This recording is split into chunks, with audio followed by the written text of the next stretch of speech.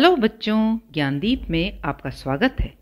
आज हम पढ़ेंगे हिमालय और हम का थर्ड पैराग्राफ।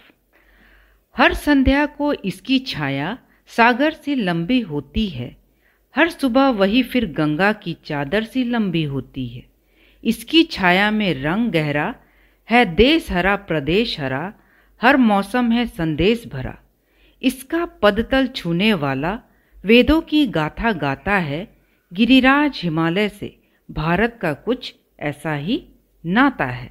यहाँ पर पदतल यानी पैर, नीचे का भाग, गाथा कहानी। तो इसका अर्थ हुआ संध्या के समय जब सूरज डूबने लगता है तो धीरे धीरे प्रकाश कम होता जाता है और ये सागर की तरह विशाल दिखने लगता है। हिमालय पर्वत बहुत दूर तक फैला हुआ है।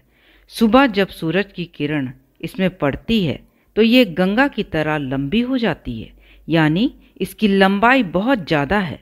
सुबह देखो या शाम, इसका रूप अनोखा है। गंगा नदी हिमालय से निकलती है और ये नदी हमारे पूरे भारत देश में विभिन्न नामों से फैली हुई है। ये हमारे देश में ही नहीं, प्रदेश में भी हरियाली फैलाती है। इसके कारण हमारे देश की फसल लहलहाती है, वनों का विस्तार होता है, उद्योग धंधा, खनिज संपदा सब बढ़ता जाता है। इससे हमारे देश में हर मौसम खुशियों से भरा रहता है। जिस प्रकार गंगा नदी हर क्षेत्र को सींचती हुई आगे बढ़ती है, ठीक उसी प्रकार हमें भी हर कष्टों को सहते हुए आगे बढ़ते जाना है और खुशियाँ फैलाना है। हिमालय पर्वत के चरणों में आकर ऋषियों ने ज्ञान प्राप्त किया है। वेदों की रचना भी यहीं से हुई है। ज्ञान की प्राप्ति हो या देश की सुरक्षा, हिमालय पर्वत और भारतवासी का अनोखा रिश्ता है। नेक्स्ट, जैसा यह अटल अडिग अविचल वैसे ही है भारतवासी। है अमर हिमालय धरती पर तो भारतवासी अविनाशी। कोई क्या हमको ललकारे, हम कभी ना हिंसा से हारे। दुख देकर हमको क्या मारे, गंगा का जल जो पी ले वह दुख में भी मुस्काता है। गिरिराज हिमालय से भारत का कुछ ऐसा ही नाता है। यहाँ पे अडिग अविचल, अडिग एक जगह स्थिर रहने वाला, अविनाशी जिसका विनाश ना हो। जिस प्रकार हिमालय पर्वत अटल एक ही जगह पर स्थिर रहकर डटकर निडरता के साथ खड़ा है, ठीक उसी प्रकार भारत का हर एक व्यक्ति अपने देश के लिए निडरता और डटकर खड़ा है।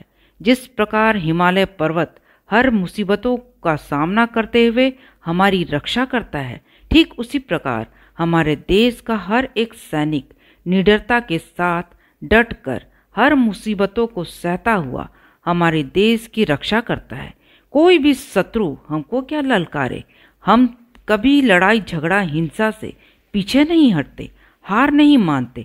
शत्रु क्या मेरे शरीर को कष्ट देकर मेरे हौसले को, हिम्मत को, मजबूत इरादे को मारेगा। तुम भले मेरे शरीर को नष्ट कर सकते हो, पर मेरे इरादे अभी भी बुलंद हैं। इस दुख तकलीफ में भी लोग गंगा का जल पीकर सारे दुख भूल जाते हैं। गंगा का जल पवित्र है, लोग उसे पीकर दुख भूलकर मुस्काते हैं। पर्वतराज हिमालय और भारत के लोगों का कुछ ऐसा ही नाता है। नेक्स्ट, टकराते हैं इससे बादल तो खुद पानी हो जाते हैं, तूफान चले आते हैं तो ठोकरे खाकर सो जाते हैं।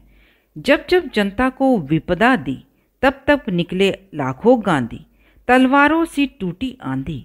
इसकी छाया में तूफान चिरागों से शर्माता है। गिरिराज हिमालय से भारत का कुछ ऐसा ही नाता है। जब जब बादल हिमालय पर्वत से टकराते हैं, वर्षा का रूप लेकर बरसने लगते हैं। तूफान भी जब इससे टकराता है तो ठोकर खाकर चला जाता है। चाहे बादल हो या तूफान, हिमालय पर्वत को कोई हिला नहीं सकता। यानी शत्रु चाहे बादल के रूप में आए या तूफान के रूप में, हिमालय पर्वत की तरह हमारे सैनिकों से टकराकर वापस चले जाते, हमारे देश में प्रवेश नहीं कर पाते। जब जब शत्रुओं ने हमारे देश की जनता को चोट पहुंचाया है, विपत्ति में डाला है, तब लाखों गांधी हमारे देश के क्रांतिकारियों ने अपनी तलवारों से शत्रुओं के टुकड़े कर डाले। आंधी बनकर हमारे देश के सैनिकों ने उन सब को मार डाला, विनाश कर डाला। जिस प्रकार हिमालय पर्वत के सामने तूफान आने से भी डरता है, ठीक उसी प्रकार हमारे भारतीय सैनिक जो अपने देश की रक्षा के लिए डटकर खड़े हैं, बिल्कुल चिराग एक ज्योति की तरह। शत्रु रूपी तूफान भी इस ज्योति से टकराने में शर्माते हैं, क्योंकि इन सैनिकों के मनोबल को तूफान भी नहीं हिला सकता। पर्वतराज हिमालय और भारत का कुछ ऐसा ही नाता है। तो बच्चों, ये हिमालय और हम पोयम समाप्त होता है। नेक्स्ट हम क्वेश्चन आंसर के साथ फिर से मिलेंगे। Thank you.